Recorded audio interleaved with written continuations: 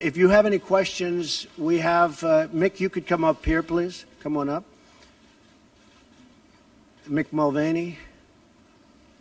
If you have any questions, please feel free to ask. Why do you think these CEOs are leaving your manufacturing council? Because they're not taking their job seriously as it pertains to this country. We want jobs, manufacturing in this country. If you look at some of those people that you're talking about, they're outside of the country. They're having a lot of their product made outside. If you look at Merck as an example, take a look where, take a look at where their product is made. It's made outside of our country. We want products made in the country. Now, I have to tell you, some of the folks that will leave, they're leaving out of embarrassment because they make their products outside. And I've been lecturing them, including the gentleman that you're referring to, about you have to bring it back to this country. You can't do it necessarily in Ireland and all of these other places. You have to bring this work back to this country. That's what I want. I want manufacturing to be back into the United States so that American workers can benefit. Let me ask you, why did you wait so long until last week? I didn't wait long. I didn't wait long. I didn't wait long. I wanted to make sure, unlike most politicians, that what I said was correct. Not make a quick statement. The statement I made on Saturday, the first statement, was a fine statement. But you don't make statements that direct unless you know the fact. It takes a little while to get the facts. You still don't know the facts. And it's a very, very important process to me. And it's a very important statement. So I don't want to go quickly and just make a statement for the sake of making a political statement. I want to know the facts. If you go back to my, in fact, I brought it. Who did you bring, Mr. President? As I said on, remember this, Saturday, we condemn in the strongest possible terms this egregious display of hatred, bigotry, and violence. It has no place in America. And then I went on from there.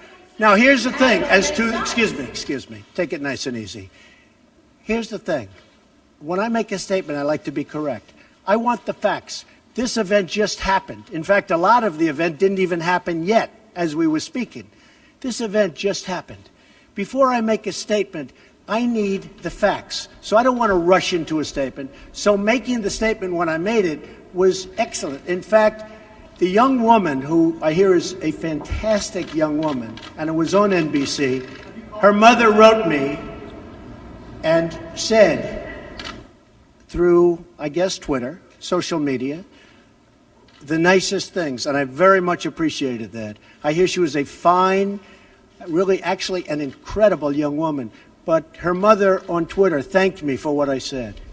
And honestly, if the press were not fake, and if it was honest, the press would have said what I said was very nice. But unlike you and unlike the media, before I make a statement, I like to know the facts. They don't. How about a couple of infrastructure questions? Was that terrorism? Say it. What? The CEO of Walmart said you missed a critical opportunity to help bring the country together. Did you? Not at all. I think the country. Look, you take a look. I've created over 1 million jobs since I'm president. The country is booming. The stock market is setting records. We have the highest employment numbers we've ever had in the history of our country. We're doing record business. We have the highest levels of enthusiasm. So the head of Walmart, who I know, who's a very nice guy, was making a political statement. I mean, ask him how he's doing. I do it the same way. And you know why? Because I want to make sure, when I make a statement, that the statement is correct. And there was no way of making a correct statement that early. I had to see the facts, unlike a lot of reporters. I didn't know David Duke was there. I wanted to see the facts. And the facts, as they started coming out, were very well stated. In fact, everybody said his statement was beautiful. If he would have made it sooner, that would have been good. I couldn't have made it sooner because I didn't know all of the facts. Frankly, people still don't know all of the facts. It was very important, excuse me. It was very important to me to to get the facts out and correctly. Because if I would have made a fast statement, and the first statement was made without knowing much other than what we were seeing. The second statement was made after with knowledge, with great knowledge. There's still things, there's still things that people don't know. I want to make a statement with knowledge. I wanted to know the facts. Okay. Was this two questions. Was this terrorism? And can you tell us how you're feeling about your chief strategist? Well, I think the driver of the car is a disgrace to himself, his family, and this country. And that is, you can call it terrorism. You can call it murder. You can call it whatever you want. I would just call it as the fastest one to come up with a good verdict. That's what I'd call it. Because there is a question. Is it murder? Is it terrorism? And then you get into legal semantics. The driver of the car is a murderer. And what he did was a horrible, horrible, inexcusable thing. Can you tell us how you're feeling about your chief strategist, Mr. Bannon? Can you talk about that? I would echo Maggie's question. Steve Bannon has come. I never spoke to Mr. Bannon about it. Can you tell us broadly what your do you still have confidence Well, in we'll Steve? see. And look, I like Mr. Bannon. He's a friend of mine. But Mr. Bannon came on very late. You know that. I went through 17 senators, governors, and I won all the primaries. Mr. Bannon came on very much later than that. And I like him. He's a good man. He is not a racist. I can tell you that. He's a good person. He actually gets a very unfair press in that regard. But we'll see what happens with Mr. Bannon. But he's a good person, and I think the press treats him, frankly, very unfairly. Do you have confidence in him? Senator McCain has called on you to defend your National Security Advisor, H.R. McMaster, against I've some of already these done it. attacks. I did it the last time. And he called on it again, linking the Senator to McCain? the alt-right. And Senator saying McCain, you he's- mean the one who yes. voted against Obamacare? And he said Who that is Senator? You mean Senator McCain who voted against us getting good health care? McCain said that the alt-right is behind these attacks, and he linked that same group to those who perpetrated the attack in Charlottesville. Well, I don't know. I can't tell you. I'm sure Senator McCain must know what he's talking about. But when you say the alt-right, define alt-right to me. You define it. Go ahead. Well, I'm saying, as No, define it for me. Come on, let's go. Define Senator it for me. McCain defined them as the same group. Okay, what about the alt-left that came charging at him? Excuse me. What about the alt-left that came charging at the, as you say, the alt-right? Do they have any semblance of guilt? This is Senator McCain's statement. Let me ask you this. What about the fact that they came charging with clubs in their hands, swinging clubs? Do they have any problem? I think they do. So, as far as I'm concerned, that was a horrible, horrible day. Wait a minute. I'm not finished. I'm not finished, fake news. That was a horrible day. I will tell you something. I watched those very closely, much more closely than you people watched it. And you have you had a group on one side that was bad, and you had a group on the other side that was also very violent. And nobody wants to say that, but I'll say it right now. You had a group on the other side that came charging in without a permit, and they were very, very violent.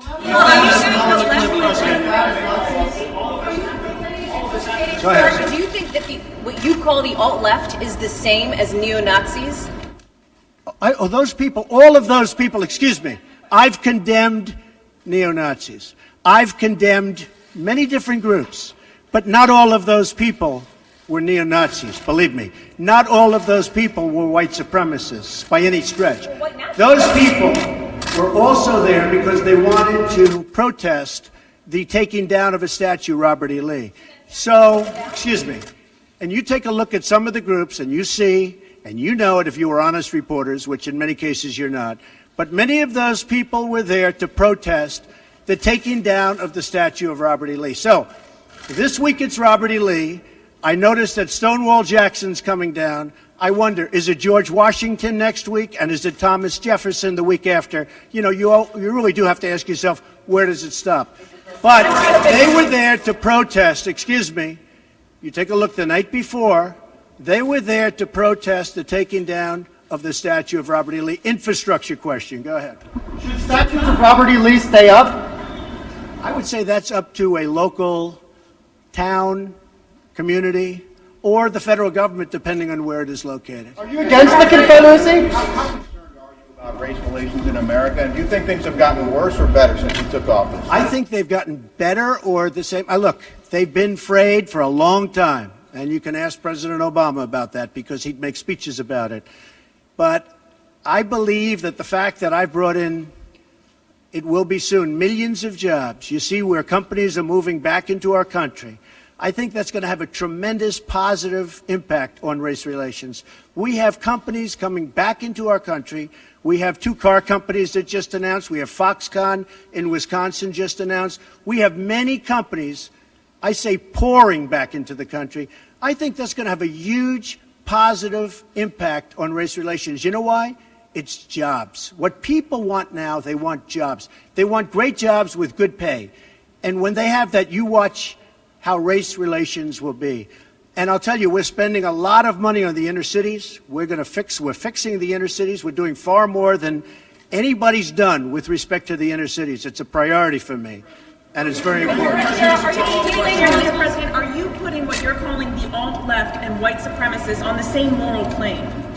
I'm not putting anybody on a moral plane. What I'm saying is this. You had a group on one side and you had a group on the other, and they came at each other with clubs, and it was vicious, and it was horrible, and it was a horrible thing to watch. But there is another side. There was a group on this side, you can call them the left, you've just called them the left, that came violently attacking the other group. So you can say what you want, but that's the way it is. On both sides, sir? You said there was hatred, there was violence on both sides. Well, I do think there's blame. Yes, I think there's blame on both sides. You look at both sides. I think there's blame on both sides, and I have no doubt about it, and you don't have any doubt about it either. And if you reported it accurately, you would say. Kill the person. Heather hired Charlottesville. They showed up in Charlottesville Excuse me. to protest. Excuse me. They didn't put themselves down as you, and you had some very bad people in that group. But you also had people that were very fine people on both sides. You had people in that group. Excuse me. I saw the same pictures as you did. You had people in that group that were there to protest the taking down of, to them, a very, very important statue and the renaming of a park from Robert E. Lee to another name. Robert E. Lee are not the same. Well, no, George Washington was a slave owner. Was George Washington a slave owner? So will George Washington now lose his status? Are we going to take down, excuse me, are we going to take down statues to George Washington? How about Thomas Jefferson? What do you think of Thomas Jefferson? You like him? Okay, good. Are we going to take down the statue? Because he was a major slave owner. Now we're going to take down his statue. So you know what? It's fine. You're changing history, you're changing culture, and you had people, and I'm not talking about the neo-Nazis and the white nationalists, because they should be condemned totally. But you had many people in that group other than neo-Nazis and white nationalists, okay? And the press has treated them absolutely unfairly. Now, in the other group also, you had some fine people, but you also had troublemakers, and you see them come with the black outfits and with the helmets and with the baseball bats. You had a lot of bad people in the other group too. Treated unfairly, sir. I'm sorry, I just didn't understand what you were saying. You were saying the press has treated white nationalists unfairly? No, I just didn't understand what you were saying. No. There were people in that rally, and I looked the night before. If you look, there were people protesting very quietly the taking down of the statue of Robert E. Lee. I'm sure in that group there were some bad ones. The following day it looked like they had some rough, bad people, neo-Nazis, white nationalists, whatever you want to call them. But you had a lot of people in that group that were there to innocently protest and very legally protest because, you know, I don't know if you know, they had a permit. The other group didn't have a permit. So I only tell you this. There are two sides to a story. I thought what took place was a horrible moment for our country, a horrible moment.